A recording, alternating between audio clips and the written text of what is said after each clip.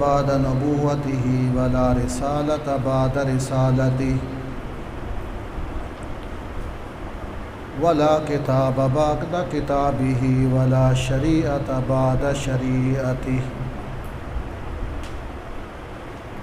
أما بعد فأعوذ بالله من الشيطان الرجيم بسم الله الرحمن الرحيم يا أيها الذين آمنوا أنفقوا من طيبات ما كسبتم ومما أخرجنا لكم من الأرض ولا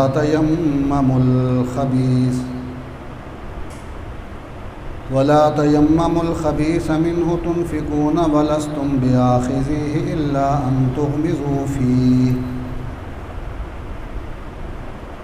واعلموا أن الله غني حميد الشيطان يعدكم الفقر ويأمركم بالفحشاء والله يعدكم مغفرة منه وفضلا والله واسع عليم يؤتي الحكمة من يشاء ومن يؤت الحكمة فقد أوتي خيرا كثيرا وما يذكر إلا أولو الألباب سبحان ربك رب العزة عما يصفون وسلام على المرسلين والحمد لله رب العالمين اللهم صل على محمد وعلى آل محمد كما صليت على إبراهيم وعلى آل إبراهيم إنك حميد مجيد اللهم بارك على محمد وعلى آل محمد كما باركت على إبراهيم وعلى آل إبراهيم إنك حميد مجيد آپ چھوڑ کے دے آؤ سامنے ہوتے ہیں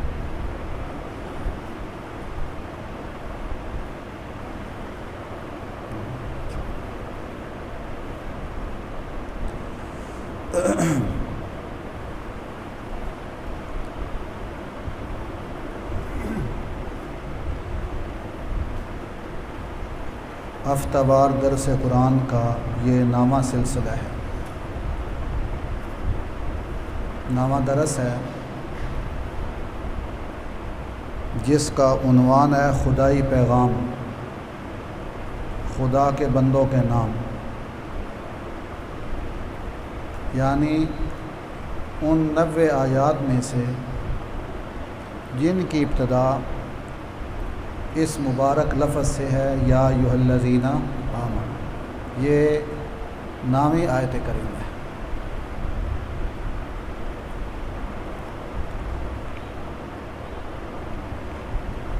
اور عجیب اتفاق یہ ہے کہ اس سے پہلے جو 2 درس ہوئے ہیں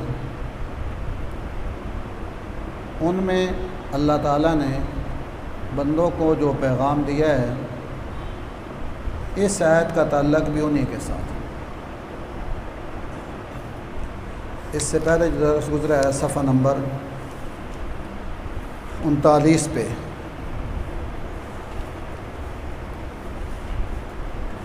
یا ایھا الذین آمنوا انفقوا مما رزقناکم من قبل ان یاتی یوم لا بیع فیہ ولا خلہ ولا شفاعہ، یعنی اے مومنوں اس دن کے آنے سے پہلے پہلے خرچ کر لو جس دن کوئی سودے بازی نہیں چلے گی، کوئی رشوت نہیں چلے گی، کوئی لین دین نہیں ہوگا، کوئی دوستی یاری کام نہیں آئے گی، کوئی سفارش نہیں چلے گی، اللہ کی راہ میں خرچ کر لو، آخرت بنا لو۔ انفقو انفاق کا حکم ہوا، اللہ کی راہ میں خرچ کرو۔ اس کے بعد پھر اگلے 41 صفحہ پہ آئیں اس سے جو پچھلا درس تھا، یا ایھا الذین آمنوا لا تبطلوا صدقاتکم بالمن والاذی، اس درس میں فرمایا گیا کہ اللہ کی راہ میں خرچ کرو، رب کو راضی کرو، لیکن 3 باتوں کا خیال رکھنا۔ اللہ کی راہ میں دیتے ہوئے 3 باتوں کا خیال رکھنا، ورنہ تمہاری محنت ضائع ہو جائے گی، اور صدقہ خیرات سب برباد ہو جائے گا۔ پہلی بات یہ تھی کہ من سے بچنا۔ من کا مطلب ہے کہ دے کر احسان جتلانا، اگلے بندے نے پچی کرنا، ہاں بھائی تن پیسے دیتے ہیں کہ نہیں، تیرا کام کیتا کہ نہیں، یہ احسان جتلانا، اس سے سب کچھ ختم ہو جائے۔ نمبر 2، اذیت دینے سے بچو۔ جی ساڈے ٹکڑیاں دا پلدا پہ جی، یہ ساڈے دیتے کپڑے پاندا پہ، اذیت ہے، ذرہ بھر بھی فائدہ نہیں ہوگا خرچ۔ اور تیسری بات جو تمہارے صدقات کو ضائع کر دے گی وہ ہے ریاکاری، دکھلاوا، لوگوں کو دکھلانے کے لیے خرچ کرنا۔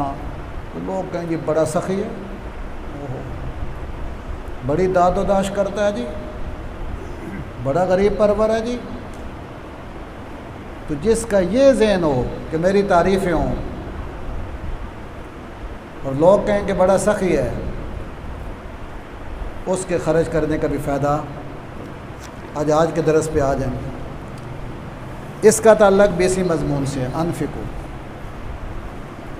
آج اس پہلی آیت کریمہ میں 2 چیزیں بیان کی جا رہی ہیں کہ کس مال میں سے خرچ کرنا ہے، لیکن کس مال میں سے خرچ کرنا ہے اور کیسی چیز کو خرچ کرنا ہے،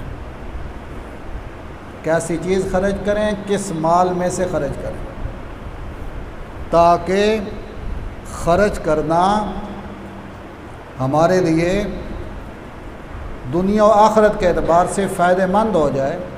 کیسی چیز خرچ کریں یا اللہ؟ تو انفاق کو، صدقہ خیرات کو قیمتی بنانے کے لیے اب اللہ نے جس چیز کو خرچ کرنا ہے اس کا معیار بتایا کہ کیسی چیز تم نے خرچ کرنا۔ ہوا یہ کہ مدینہ شریف میں بہت سے غریب طالب علم مسجد نبوی میں رہتے تھے۔ مدرسہ تھا مسجد نبوی میں جس کا نام تھا مدرسہ اصحاب صفہ۔ صفہ کہتے ہیں تھڑے کو۔ تو مدینہ شریف میں اب بھی جہاں آپ صلی اللہ علیہ وسلم کے حجرے ہیں، ان کی جگہ ہے، جنت البقیع کے ساتھ وہ تھڑا اب بھی ہے۔ اس وقت کچا تھا تو اب پکا بن گیا، تھڑا اب بھی موجود ہے، اور اب بھی اس پہ غریب غربا لوگ بیٹھتے ہیں۔ تو رسول اللہ صلی اللہ علیہ وسلم کے زمانے میں بھی یہ تھڑا تھا، چبوترا تھا جس پہ غریب طالب علم بیٹھتے۔ تو مدینہ کے جو آسودہ لوگ تھے، صاحب ثروت تھے، مالدار تھے، زمینوں والے تھے، باغات والے تھے، پیسے والے تھے، وہ وہاں اس تھڑے کے آس پاس رسیاں لٹکی ہوئی تھیں، تو ان میں آ کے وہ کھانے کی چیزیں لٹکا دیتے، کھجوروں کے گچھے لٹکا دیتے، انگوروں کے گچھے لٹکا دیتے۔ غریب طالب علم اس پہ گزارا کرتے تھے۔ میں نے خود اب بھی جب میں 2006 میں گیا عمرے پہ تو میں نے تلاش کی، وہ جگہ پہنچا وہاں تو واقعی عصر کے بعد وہاں دیکھا لوگ بیٹھے ہوئے تھے، غریب اس تھڑے پہ لوگ بیٹھے تھے۔ تو مدینہ کے لوگ اب بھی وہاں کھانا پہنچا رہے تھے، ڈبل روٹی آ رہی ہے، دہی آ رہی ہے، جوس آ رہے ہیں، فروٹ آ رہے ہیں، وہ سلسلہ بھی انہیں جاری رکھا مدینہ کے لوگ۔ تو آپ صلی اللہ علیہ وسلم نے دیکھا کہ وہ جو کھجوروں کے گچھے غریب طالب علموں کے لیے لٹکائے گئے ہیں، ان میں ایک ایسا گچھا بھی تھا کہ جس میں ردی اور گھٹیا قسم کی کھجوریں تھیں، اعلیٰ قسم کی نہیں، گھٹیا اب مری ہوئی کھجورا، ایسی کھجوریں کہ آدمی جن کو خود استعمال کرنا پسند نہیں کرتا، گھٹیا قسم کا پھل، بے غریباً دے دو جی، سڑے ہو یا گلے ہو یا چلو یہ سخاوت کر دو۔ تو آپ نے دیکھا کہ گھٹیا قسم کی کھجوروں کا گچھا ہے، کوئی آ کر مسجد نبوی میں غریب طالب علموں کو دے گیا ہے، تو آپ کو یہ بات اچھی نہیں لگی؟ ایسا کیوں کیا انہوں نے؟ کاش کہ جیسی چیز خود اپنے لیے پسند کرتے ہیں ایسی ان کے لیے پسند کرتے، خود اپنے لیے اچھی چیز پسند کرتے ہیں، اچھا کھانا پسند کرتے ہیں، تو ان طالب علموں کے لیے گھٹیا چیز کیوں پسند کی گئی، کیوں رکھی گئی؟ آپ کو وہ گھٹیا کھجوروں کا گچھا دیکھ کر کچھ ناگواری سی ہوئی، تو اللہ تعالیٰ نے یہ آیت کریمہ نازل فرما دی۔ پہلی آیت کریمہ ترجمہ دیکھیے، یا ایھا الذین آمنو، اے ایمان والو، اے مومنو، کلمہ توحید پڑھنے والو، انفقو خرچ کرتے رہو، اللہ کی راہ میں دیتے رہو، من طیبات ما کسبتم، اپنی کمائی میں سے عمدہ اور اعلیٰ چیزیں، طیبات، طیبات کا ایک معنی حلال بھی ہے کہ حلال چیزیں دو، حرام نہ دو،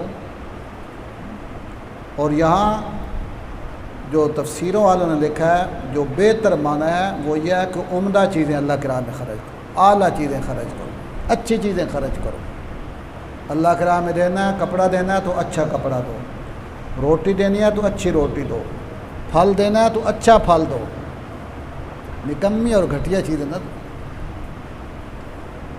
چلو جی پرانے دانے مدرسے سے دے آؤ، نوے دانے کو رکھ لو، یہ دانے سوراخ ہو گیا، سیوں کھا گئی، یہ مدرسے سے دے دو، یہ کیا فائدہ بھائی؟ پاٹے کپڑے طالب علم دے آؤ، نوے آپ پا لیں گے، نہیں، یہ غلط چیز ہے، اس کو شریعت پسند نہیں کرتی۔ انفقوا من طیبات ما کسبتم، اپنی کمائی میں سے عمدہ اور اعلیٰ چیزیں اللہ کی راہ میں خرچ کیا کرو، گھٹیا نہ، اگر ثواب چاہتے ہو تو پھر اعلیٰ چیزیں، ما کسبتم، اپنی کمائی میں سے، کاروبار جو کرتے ہو، کارخانہ دار ہو، فیکٹری تم نے بنائی ہے، دکانداری کرتے ہو، کاروبار کرتے ہو، تجارت کرتے ہو، اس میں سے جو اللہ تمہیں دے رہے ہیں اچھی چیزیں دو۔ وَمِمَّا أَخْرَجْنَا لَكُم مِّنَ الْأَرْضِ، وَمِمَّا أَخْرَجْنَا لَكُم مِّنَ الْأَرْضِ، دوسرے نمبر پہ فرمایا اگر تمہاری زمین ہے، جائیداد والے ہو، زمیندار ہو، فصلیں تمہاری ہوتی ہیں، گندم ہوتی ہے، پھل ہوتے ہیں، تو گندم دینی ہے تو اچھی گندم دو، پھل دینے ہیں تو اچھے پھل دو، اعلیٰ اور فریش چیز اللہ کی راہ میں خرچ کرو۔ مطلب یہ ہے کہ تجارت میں سے زکوٰۃ ادا کیا کرو اور فصل میں سے عشر دیا کرو، اور بالکل آسان ہے یہ، تجارت مال کا 40واں حصہ ہے، 40,000 روپے ہے، اس میں زکوٰۃ صرف کتنی ہے؟ 1,000، 40,000 میں صرف 1,000 یہ زکوٰۃ ہے۔ اب 40,000 میں سے اگر 1,000 اللہ کی راہ میں چلا جائے تو کیا رہ جائے؟ باقی سارا مال پاک صاف ہو جائے گا، برکت ہو جائے گی اس کے اندر۔ کسی کے پاس 5 اونٹ ہیں، 5 اونٹ کی زکوٰۃ 1 بکری ہے، 1 بکری اللہ کی راہ میں دے دو، 5 اونٹ استعمال کرو۔ اگر کسی کے پاس گائے ہیں، 30 گائے ہیں تو اس میں 1 گائے اللہ کی راہ میں دے دو، زکوٰۃ دے دو۔ بکریاں ہیں، 40 بکریاں تو 1 بکری دے دو، اللہ کی راہ میں زکوٰۃ ہے۔ اور اگر فصل ہے، تمہارے پاس گندم 10 من ہے اور پانی بھی مفت کا لگتا ہے، بارانی زمین ہے، بارش ہے، خرید کر پانی نہیں لگاتے ہو عشر دے دو۔ کیا مطلب؟ 10 من میں سے 1 من اللہ کی راہ میں، 9 من تمہارے، 1 من اللہ کے حصہ، یہ عشر ہے۔ لوگوں کو عشر کا پتہ ہی کیوں نہیں ہوتا؟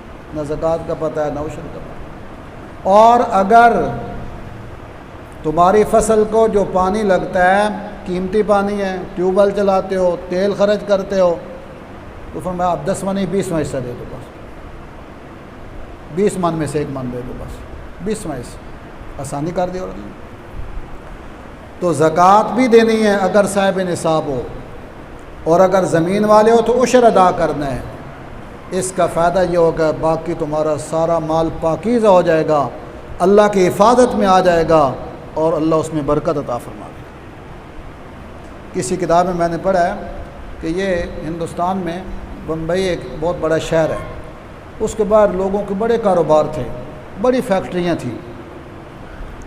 ان فیکٹریوں میں ایک انگریز کی فیکٹری بھی تھی، عیسائی تھا، غیر مسلم تھا۔ اطلاع یہ آئی کہ وہاں جو فیکٹری ایریا جو ہے نا، وہاں آگ لگ گئی ہے، بڑا نقصان ہو گیا، لوگوں کے کارخانے جل گئے ہیں، فیکٹریاں جل گئی ہیں، بڑا نقصان ہو گیا ہے۔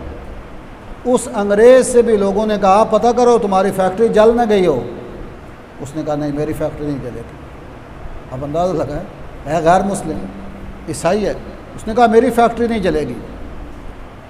لوگوں نے کہا عجیب بات ہے، اس نے کہا مجھے اطمینان نہیں جلے گی۔ اور واقعی جب دوسرے دن جا کے دیکھے گا اس کی فیکٹری کو کچھ بھی نہیں ہوا، نہیں جلی۔ لوگوں نے پوچھا بھائی تو غیر مسلم ہے، تجھے اتنا کیسے اللہ پہ یقین تھا کہ میری فیکٹری نہیں جلے گی؟ اس نے کہا میں غیر مسلم ہوں، کلمہ میں نے نہیں پڑھا ہوا، لیکن میں اسلامی طریقے کے مطابق پوری احتیاط کے ساتھ زکوٰۃ ادا کرتا ہوں، اور اس عقیدے کے ساتھ زکوٰۃ ادا کرتا ہوں کہ جو بندہ اپنے مال کا صحیح حساب کر کے زکوٰۃ ادا کرتا ہے، اللہ اس کے مال کی حفاظت کرتے ہیں۔ اب دیکھو، وہ غیر مسلم ہے، کافر ہے، لیکن اس کا اپنے اللہ کے بارے میں یہ گمان تھا کہ اللہ میرے مال کو ضائع نہیں ہونے دیں گے، کہ میں اللہ کا حصہ نکالتا ہوں۔ اللہ نے اس کے گمان کے مطابق اس کے مال کی حفاظت کی۔ اور اب بھی یہی ہے، یہ جو چوریاں ڈکیتیاں نقصان ہوتے ہیں، اس میں ہمارا قصور اپنا بھی ہوتا ہے، ہم زکوٰۃ نہیں دیتے، اللہ کا حصہ نہیں نکالتے تو ختم۔ جب اللہ کا حصہ نکلتا ہے، اللہ خود برکتیں بھی دیتے ہیں، حفاظت بھی فرماتے ہیں۔ ایک حدیث ہے، صحیح حدیث ہے، ایک آدمی سفر پہ جا رہا تھا، بخاری شریف کی حدیث ہے، سفر پہ جا رہا ہے، اچانک اس نے دیکھا بادل آ گئے، آسمان پہ بادل آ گیا۔ اب بادلوں کو حکم مل رہا ہے کہ ایسا کرو کہ فلاں بندے کی زمین کو جا کے سیراب کرو، وہاں پانی کی ضرورت ہے۔ یہ بڑا حیران ہوا آدمی کہ بادل کو حکم دیا جا رہا ہے کہ فلاں کی زمین کو سیراب کرو۔ اب بادل ایک طرف چل پڑا، یہ حکم ملنے کے بعد بادل ایک طرف جا رہا ہے، یہ بھی پیچھے پیچھے گیا۔ آگے گیا، ایک بڑا میدان تھا، اس میدان میں اس بادل نے برسنا شروع کر دیا، جم کے برسا، اور سارا پانی اکٹھا ہو کر ایک نالی کے ذریعے ایک طرف چل پڑا، برساتی نالی تھی، یہ بھی پانی کے پیچھے پیچھے گیا۔ آگے کیا دیکھتا ہے کہ ایک آدمی ہے، کئی اس کے ہاتھ میں ہے، وہ جناب پانی اپنی فصلوں کو لگا رہے ہیں۔ یہ گیا، اس نے کہا مسمو کا علیک سلیک کے بعد پوچھا تیرا نام کیا ہے بھائی؟ اس نے کہا میرے نام کی کیا ضرورت پڑی، یار بتا دو، مہربانی کرو، کیا نام ہے؟ اس نے بتا دیا، تو وہی نام نکلا جو اس نے بادلوں میں سنا تھا۔ پھر اس نے کہا یار بتاؤ کیا کرتے ہو؟ کہ اللہ کو تمہارا عمل بڑا پسند ہے، کہ میں نے سنا کہ بادلوں کو براہ راست حکم دیا جا رہا تھا جاؤ میرے فلاں بندے کی زمین کو سیراب کرو، کرتے کیا ہو؟ اس نے کہا میں کیا کرتا ہوں بھائی، یہ کرتا ہوں جب فصل آتی ہے اس کے 3 حصے کرتا ہوں، 3 حصے، ایک حصہ غریبوں میں تقسیم کر دیتا ہوں، ایک حصہ بچوں کے لیے لے جاتا ہوں، اور ایک حصہ آئندہ سال کے لیے بطور بیج رکھ لیتا ہوں۔ یہ میرا عمل شاید اللہ کو پسند ہے کہ میں سب سے پہلے غریبوں کا حصہ نکالتا ہوں، اس لیے براہ راست اللہ بادل کو حکم دیتے ہیں کہ جاؤ میرے بندے کی زمین کو سیراب کرو۔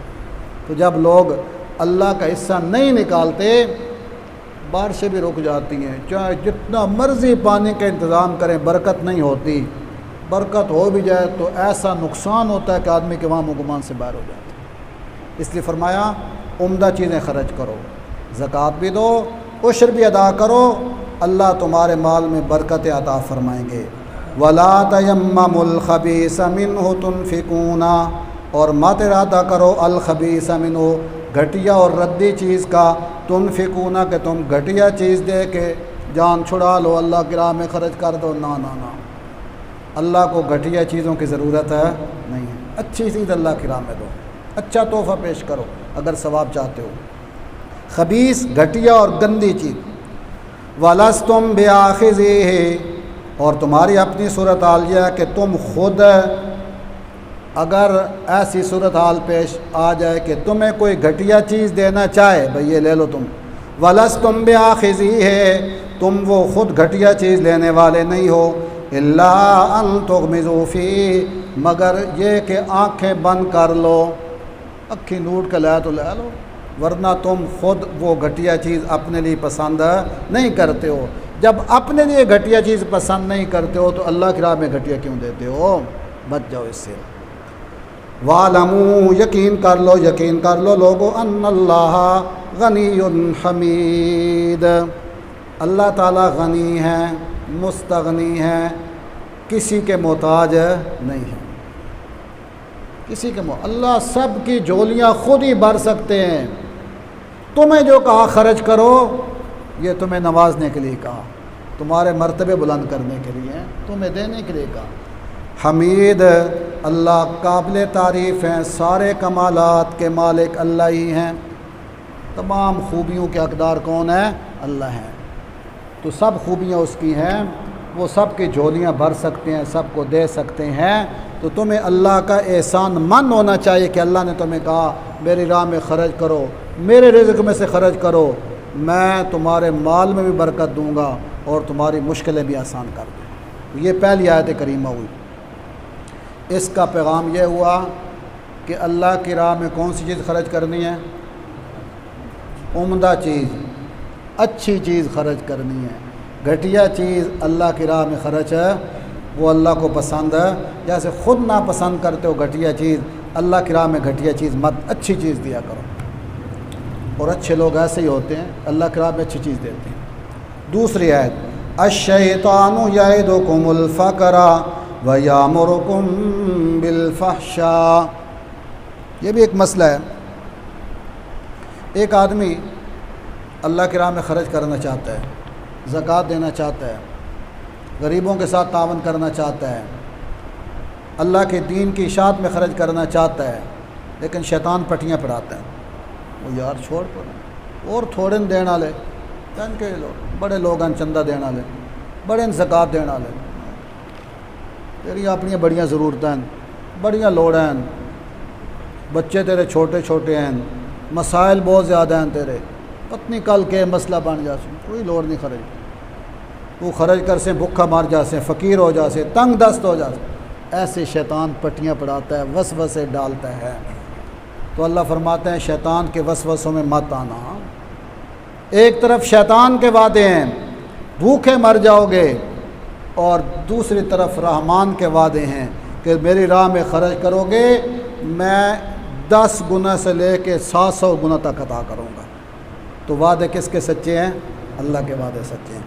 الشیطان یعدکم الفقر، شیطان تم سے وعدے کرتا ہے فقر کے، بھوک کے، زکوٰۃ دو گے تو تنگ دست ہو جاؤ گے، عشر دو گے تو گندم کم ہو جائے گی، صدقہ خیرات کرو گے تمہارے بچے پریشان ہو جائیں گے، یہ شیطان تم سے وعدے کرتا ہے فقر کے، وَيَأْمُرُكُمْ بِالْفَحْشَاءِ، اور تمہیں حکم دیتا ہے فحشاء بے حیائی کا، یعنی کنجوسی کا، فحشاء یہاں کنجوسی ہے، کنجوس بن جاؤ، مت خرچ کرو، یہ ہے شیطان کے وعدے، شیطان کے وسوسے۔ مقابلے میں رحمان کی بات بھی سنیے، واللہ یعدکم مغفرۃ منہ وفضلا، شیطان نے بھی 2 وعدے کیے، اللہ بھی 2 وعدے کرتے ہیں، شیطان کا ایک وعدہ تھا بھوک کا، بھوکے مر جاؤ گے، صدقہ خیرات نہ دینا، زکوٰۃ نہ دینا، کنجوسی کا حکم دیتا ہے۔ اللہ کیا حکم دیتے ہیں، اللہ کیا وعدے کرتے ہیں؟ واللہ یعدکم مغفرۃ منہ، اللہ تم سے وعدہ کرتے ہیں کہ میرے بندو تم میری راہ میں خرچ کرو، زکوٰۃ دو، عشر دو، صدقات دو، میں اللہ تمہارے گناہ معاف کر دوں گا۔ یہ پہلا وعدہ۔ اور دوسرا وعدہ یہ ہے فضلا فضلا فضلا، تم جتنا میری راہ میں خرچ کرو گے میں کئی گنا زیادہ تمہیں عطا کروں گا۔ اضعافا مضاعفا، اتنا دوں گا کہ گنتیاں ختم ہو جائے گی۔ لوگ 49 کروڑ کی مثال دیتے ہیں، فرماتے ہیں اضعافا مضاعفا، گنتی ختم ہو جائے گی، اتنا دوں۔ اور ہمارا یہ عقیدہ ہے مسلمانوں کا، ان اللہ لا یخلف المیعاد، اللہ کبھی اپنے وعدہ خلافی نہیں کرتے۔ اور حقیقت اللہ کی راہ میں خرچ کرنے سے کبھی مال کم نہیں ہوتا۔ میں نہیں کہتا، محسن انسانیت ہمارے آقا صلی اللہ علیہ وسلم نے قسم کھا کر 2 چیزیں ارشاد فرمائی، قسم اٹھائی۔ پہلی بات یہ ارشاد فرمائی کہ مجھے پیدا کرنے والے کی قسم ہے، لوگوں مجھے اپنے رب کی قسم ہے، پیدا کرنے والے کی قسم ہے، یہ نہیں ہو سکتا کہ بندہ اللہ کی راہ میں مال خرچ کرے اور اس کے مال میں کمی آ جائے، ایسے نہیں ہو سکتا، وہ مال بڑھے گا، کمی نہیں آئے گی۔ دوسری قسم اٹھا کے فرمایا یہ بھی نہیں ہو سکتا کہ ایک بندے پہ ظلم ہو، زیادتی ہو اور وہ صبر کر جائے، برداشت کر جائے، چلو کوئی بات نہیں یار اللہ مالک ہے۔ ظلم ہوا، زیادتی ہوئی، صبر کر گیا، برداشت کر گیا، اب اس کی عزت میں کمی ہو جائے، یہ نہیں ہوگا، اللہ اس کی عزت میں اضافہ کریں گے۔ صبر اور برداشت کا اس کو اللہ پھل دیں گے، اجر دیں گے، اور پورا پورا اجر ملے گا، اللہ اس کو کئی گنے اس کی عزت میں اضافہ فرما دے گا۔ تو خرچ کرنے سے کمی نہیں ہوتی، اضافہ ہوتا ہے۔ اور دوسرے حدیث سے اور سنیے، حدیث قدسی ہے، رب العالمین براہ راست اپنے بندوں کو خطاب کر کے کہتے ہیں یابن آدم، یابن آدم، اے آدم کے بیٹے، اے انسان، یابن آدم انفق انفق، تو میری راہ میں خرچ کر، غریبوں پہ خرچ کر، دین کے کاموں میں خرچ کر، قرآن سنت کی اشاعت میں خرچ کر، انفق، میں اللہ وعدہ کرتا ہوں، انفق علیکا، میں بھی تجھ پر اپنے خزانوں کے دروازے کھول دوں گا، تو ادھر خرچ کر، میں تجھ پہ خرچ کروں گا۔ اللہ براہ راست خطاب کر رہے ہیں۔ ایک اور حدیث بھی سنیے، پیارے آقا صلی اللہ علیہ وسلم نے بڑی پیاری بات ارشاد فرمائی۔ ایک صحابی آئے، آگے پوچھا یا رسول اللہ ای الصدقۃ اعظم اجرا،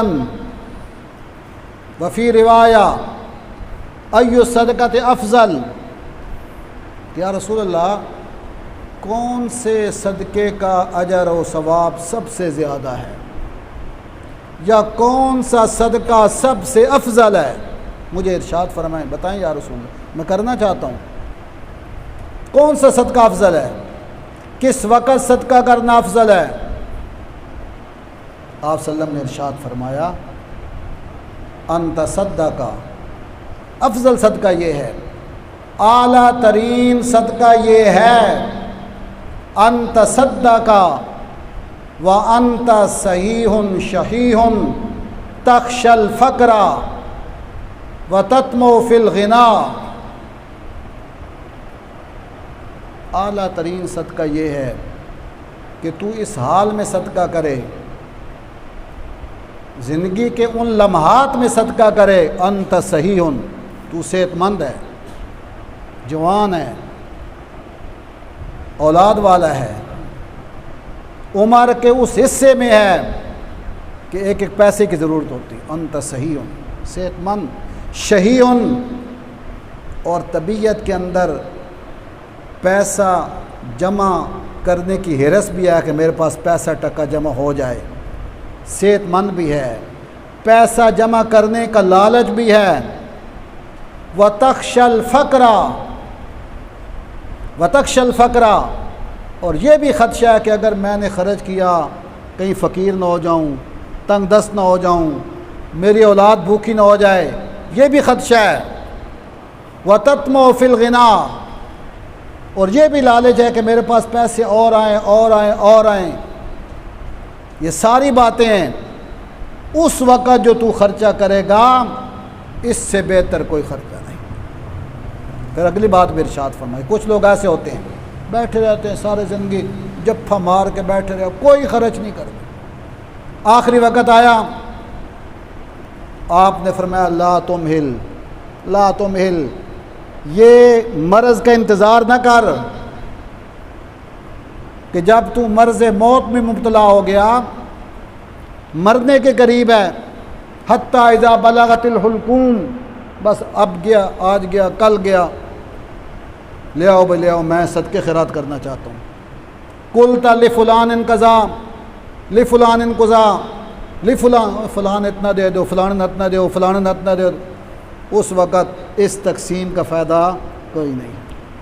مر رہا ہے، اب وارثوں کا حق مارتے ہو، میں تو جا رہا ہوں، ٹھیک ہے انجی جی بندہ رج جاوے نا آپ کھا کے انہاں کہہ جائے تو ون چھڈ دوجا، اس کا فائدہ نہیں، یہ تو رج گیا نا، نکو نک ہو گیا۔ اب تقسیم کرنے کا کیا فائدہ؟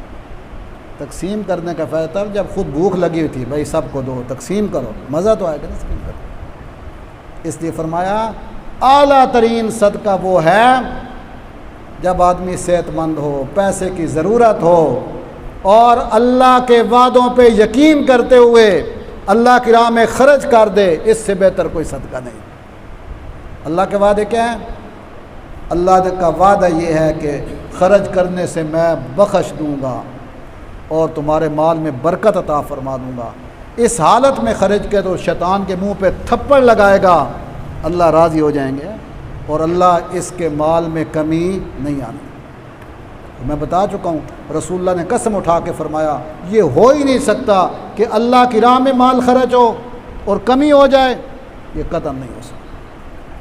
اللہ ہمیں ان باتوں پہ یقین کرنے کی توفیق عطا فرما۔ فحشاء کا معنی میں نے کیا کنجوسی، شیطان کہتا ہے کنجوسی کرو، مت خرچ کرو۔ فحشاء کا ایک اور معنی بھی ہے، یامرکم بالفحشاء، شیطان تمہیں حکم دیتا ہے بے حیائی کا، برائی کا، دین سے دور رہنے کا۔ بچو اس سے، دین بڑا مشکل ہے۔ اس کی واضح مثال جو آج کل ہے نا، آج آپ اخباروں میں پڑھتے ہوں گے، ٹی وی پہ دیکھتے ہوں گے، میڈیا پہ بھی دیکھتے ہوں گے، آج کل طالبان بڑا شور ہے، طالبان آ رہے ہیں، افغانستان پہ قابض ہو رہے ہیں۔ یہ جو مہذب قسم کے لوگ اپنے آپ کو سمجھتے ہیں بڑے تعلیم یافتہ طبقہ، وہ طالبان یہ تو بڑا سخت اسلام لا رہے ہیں، شدت پسند ہے، عورتوں کی تعلیم کے دشمن ہیں، آزادی کے دشمن ہیں، دنیاوی تعلیم کے دشمن ہیں، وہ پتنی کیا کہ شوشش، یہ سب فحشاء، یہ شیطان پٹیاں پڑھا رہا ہے۔ طالبان کیا کرتے ہیں؟ پہلے بھی آئے تھے، کیا انہوں نے کیا تھا؟ انہوں نے یہ کیا تھا جو زانی ہے اس پہ زنا کی حد جاری ہوگی، قرآن سنت کا حکم ہے، حد جاری کرو۔ چور ہے اس کا ہاتھ کاٹا جائے گا، ڈکیٹ ہے اس کو سزا ملے گی، سودی لین دین نہیں ہوگا، جھوٹ نہیں چلے گا، رشوت نہیں چلے گی۔ یہ سارے شیطانی کام ہیں۔ شیطان کہتا ہے زنا بھی ہو، چوری بھی ہو، ڈکیٹی بھی ہو، سودی کاروبار بھی ہو، رشوت بھی ہو۔ اب یہ لوگ جو اپنے آپ کو مسلمان کہلاتے ہیں وہ پھر ان چیزوں کا براہ راست صراحتاً تو دفاع نہیں کر سکتے، وہ پھر طالبان پہ تنقید کرتے ہیں۔ تو طالبان پہ تنقید یا ان کی مخالفت حقیقت میں اسلام کی مخالفت ہے۔ اسلامی تعلیم کی مخالفت ہے، قرآن کی مخالفت، حدیث کی اور یہ شیطان پٹیاں پڑھا رہا ہے۔ اگر اللہ کو منظور ہے تو اللہ نے انشاءاللہ اسلامی نظام نافذ کرنا ہی کرنا ہے، اور ہماری دعا ہے اللہ تعالیٰ افغانستان میں بھی اسلامی نظام نافذ کرے اور ہمارے ملک پاکستان میں بھی اسلامی نظام نافذ کریں، یہ دعا کریں انشاءاللہ۔ واللہ واسع علیم، اللہ بڑی وسعت والے ہیں، علیم خوب جاننے والے ہیں۔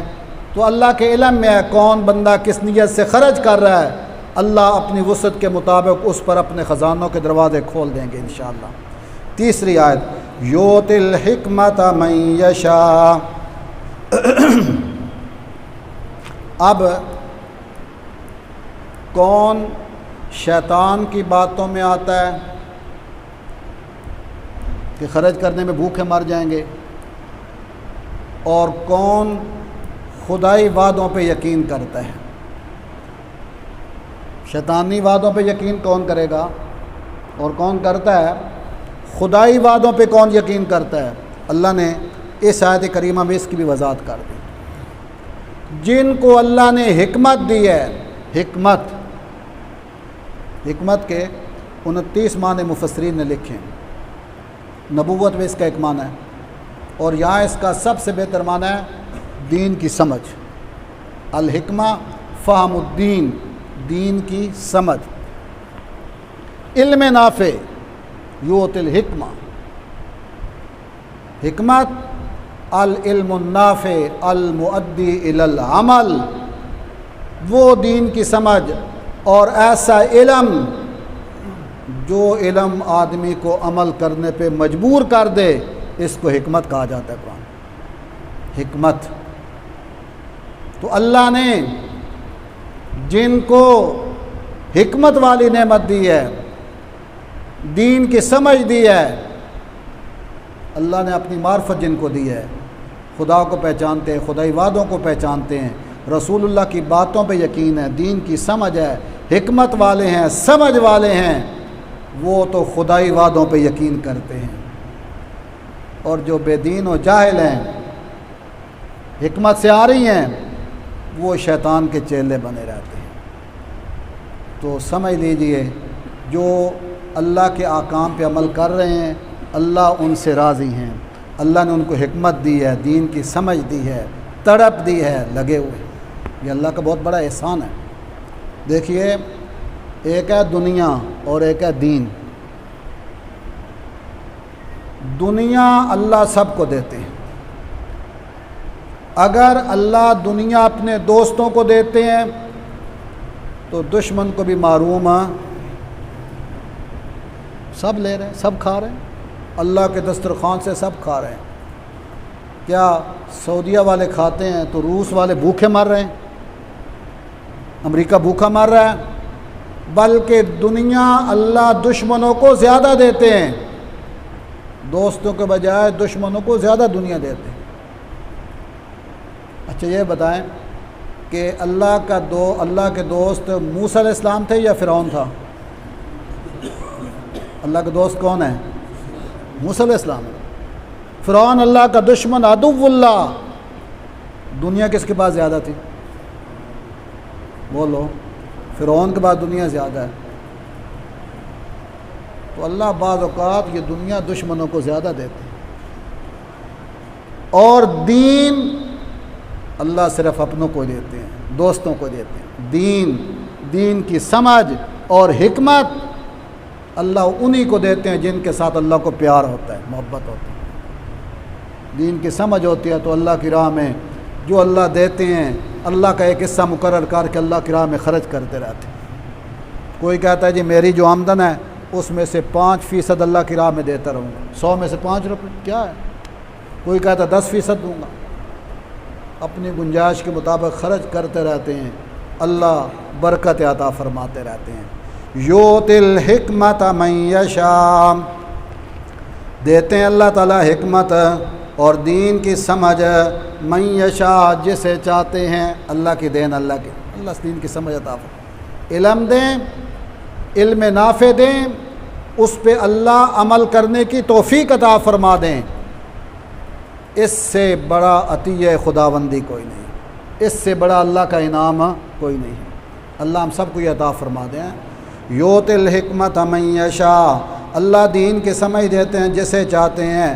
ومن یؤت الحکمہ، اور جس کو اللہ نے دین کی سمجھ عطا فرما دی، دین کی سمجھ مل گئی، صدقہ خیرات پہ لگ گیا، نماز روزے پہ لگ گیا، اللہ اللہ کرنے میں لگ گیا، رب کو یاد رکھتا ہے۔ من یؤت الحکمہ، جس کو اللہ نے حکمت عطا کر دی، اللہ فرماتے ہیں فقد اوتی خیرا کثیرا، اس کو اپنی قسمت پہ ناز کرنا چاہیے کہ اس کو اللہ نے بہت زیادہ بھلائی عطا فرما دی۔ خیرا کثیرا، بہت کچھ اللہ نے دے دیا ہے۔ ہو دنیا والے کہتے ہیں اس کے پاس کچھ نہیں ہے، یہ غریب ہے، لیکن دین والا ہے تو جو کچھ اس کے پاس ہے وہ امیروں کے پاس نہیں ہے، بہت کچھ۔ وما یذکر الا اولو الالباب، ما یذکر الا اولو الالباب، اور نہیں نصیحت حاصل کرتے مگر عقل والے ہی۔ عقل والوں کو پتہ ہے کہ دین کی کیا قدر ہے، علم کی کیا قدر ہے، اور علم کا کیا مقام ہے۔ عام لوگ عقل والے ہی جانتے ہیں، فیصلہ کرتے ہیں۔ جائے لوگ تو کہتے ہیں کوئی بات نہیں، جو مسیتی جڑے آئے بیٹھے اور یہ وقت ضائع ہوتا ہے، ان کو کیا پتہ مسجد میں آنے کی کیا قدر ہے، پھر قرآن کی بات سننے کا کیا مقام ہے، کوئی پتہ نہیں۔ ایک بات ذہن میں بٹھا لیں، آج یہ آپ کے لیے تحفہ ہے۔ حدیث پاک میں فرمایا گیا ہے کہ من کان فی حاجت اخیہ کان اللہ فی حاجتہ، جو بندہ کسی مسلمان بھائی کے کام کے لیے اس کے ساتھ چل پڑتا ہے، چل یار میں تیرا کام کروا دینا، قدم دیتا ہے، وقت دیتا ہے، ساتھ جاتا ہے، اللہ اتنے راضی ہوتے ہیں، اتنے راضی ہوتے ہیں۔ کان اللہ فی حاجتی، اللہ پیچھے سے اس کے سارے کام آسان کر دیتے ہیں۔ یہ میرے بندے کے کام آسان کرنے کے لیے نکلا ہے، میں اللہ اس کی مشکلیں آسان کر دیتا ہوں۔ تو جب اللہ اس بندے کے سارے کام آسان کر دیتے ہیں جو بندہ دوسرے بندے کے کام کے لیے نکلا ہے، تو اب یہ آپ خود اندازہ لگا لیں، اگر کوئی بندہ اللہ کا قرآن سننے کے لیے گھر سے نکلے، رسول اللہ کی حدیث کا درس سننے کے لیے، کتاب اللہ کا درس سننے کے لیے، سمجھنے کے لیے نکلے، وقت قیمتی بنائے، دکان چھوڑے، دوست چھوڑے، گھر والے چھوڑے، اللہ کے گھر میں آئے، قرآن سننے کے لیے بیٹھ جائے، وقت دے، تو کیا اللہ اس کی مشکلیں آسان نہیں کریں گے؟ ضرور کریں گے۔ تو یہ ایسی محفلوں میں آنا یہ حکمت ہے، یہ دانائی ہے، یہ دینی سوچ و سمجھ ہے۔ تو جو ایسی محفل میں آج کل دین بچانے کی صورت انہی محفلوں میں شریک ہونا ہے، ورنہ بے دینی بے دینی، اور بے دینی کا طوفان آ رہا ہے، جدھر دیکھو بے حیائی، بے دینی، جہالت، دین سے دوری۔ آج اگر ہم نے اپنا دین بچانا ہے، عزتیں بچانی ہیں، تو ایسی محفلیں آباد کرنی ہوں گی۔ قرآن کے دروس میں وقت دینا ہوگا، حدیث کے دروس میں وقت دیں گے تو انشاءاللہ اللہ ہمارے جان مال عزتوں کی حفاظت فرمائیں گے، اللہ ہماری مشکلیں آسان کریں گے۔ تو ان دروس میں آنا، حکمت کی باتیں سیکھنا، قرآن حدیث کے پیغام سننا اور پھر عمل کرنا، اس سے بڑا مشکلیں آسان کرنے کا کوئی وظیفہ نہیں ہے۔ جو ان کاموں میں آئے گا انشاءاللہ اللہ اس کی مشکلیں آسان کر دیں گے۔ اللہ ہم سب کو دین کی سمجھ عطا فرمائے، قرآن و سنت سمجھ کر ان پر عمل کرنے کی توفیق عطا فرمائے، اور ہمیں قرآن و سنت کا داعی بنائے، اور ہماری دعا کہ اللہ پورے ملک میں قرآن و سنت کی ہوائیں چلائے اور ہمیں اس ملک میں قرآنی نظام دکھا دے۔ الحمدللہ رب